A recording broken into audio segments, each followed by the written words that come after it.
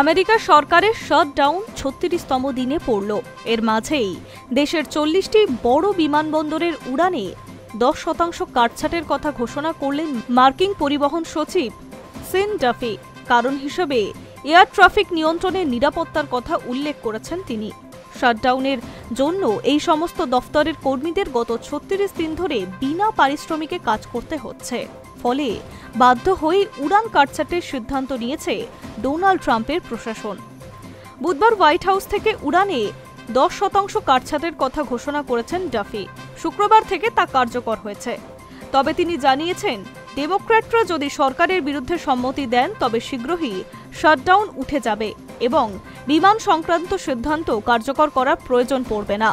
অনেকের মতে এই ধরনের সিদ্ধান্ত নিয়ে বিপক্ষের ওপর কিছুটা চাপ সৃষ্টি করতে চাইছে ট্রাম্পের সরকার। মার্কিন সংবাদ মাধ্যমের একটি পোস্টে জানা গিয়েছে, উড়ানে কাটছাঁটের সিদ্ধান্ত কার্যকর হলে আমেরিকা জুড়ে বিমান যাত্রা সমস্যায় পড়বে। অনেক বিমান বাতিল করে দেওয়া হবে। তাছাড়া বিমানে ওঠানামা নির্ধারিত সময় হবে না, অনেক ক্ষেত্রে দেরিও হতে পারে। যাত্রীবাহী বিমান তো বটেই, আকাশপথে মাল পরিবহনেও বিঘ্ন ঘটবে সরকারের এই সিদ্ধান্তে।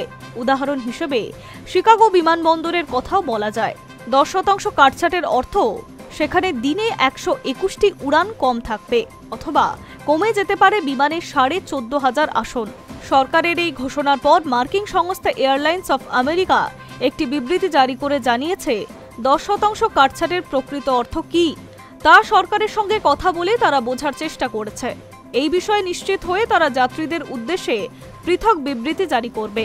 সংবাদ সংস্থা সূত্রে খবর, আমেরিকার ইতিহাসে এখনো পর্যন্ত এটাই সর্বোচ্চ দীর্ঘ শাটডাউন। গত ৩৬ দিনে ১৩,০০০ এয়ার ট্রাফিক নিয়ন্ত্রক বেতন পাননি। ৫০,০০০ পরিবহন নিরাপত্তা এজেন্টকেও বেতন দেওয়া যায়নি। তারা সমস্যায় পড়েছেন বর্তমানে। কোন ৪০টি বিমানবন্দর উড়ান কাটছাঁট করা হবে, নাম এখনো প্রকাশ করেনি হোয়াইট হাউস।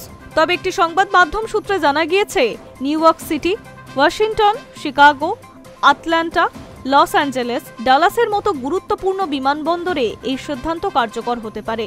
এর ফলে দিনে ১,৮০০টি করে উড়ান এবং ২,৬৮,০০০ আসন কমে যেতে পারে আমেরিকায়। ভারত থেকে যে সমস্ত বিমান আমেরিকায় যায় তাও বাতিল হতে পারে। প্রতি অর্থবর্ষে সরকারের বিভিন্ন দপ্তরে কাজ চালানোর জন্য মার্কিন কংগ্রেসকে অর্থ বরাদ্দ করতে হয়। অর্থবর্ষ শুরু হয় ১ অক্টোবর থেকে। এই সময়ের মধ্যে সেনেটদের সদস্যরা একমত হয়ে ব্যয় বরাদ্দ চূড়ান্ত করতে পারেনি। ফলে ১ অক্টোবর থেকে ট্রাম্প প্রশাসনের বিভিন্ন দপ্তরের কার্যক্রম বন্ধ হয়ে গিয়েছে। ১০০ সদস্যের মার্কিন সেনেটের রিপাবলিকানদের সংখ্যা ৫৩। যে কোনো বিল পাশ করায় অন্তত ৭ জন ডেমোক্র্যাটদের সমর্থন তাদের প্রয়োজন হয়। সরকারি তহবিল সংক্রান্ত বিলে তা হয়নি। সেই কারণেই সেনেটদের অনুমোদনও মেলেনি, যার ফলে সমস্যায় পড়তে হচ্ছে আমেরিকার বিমানকে। High news network.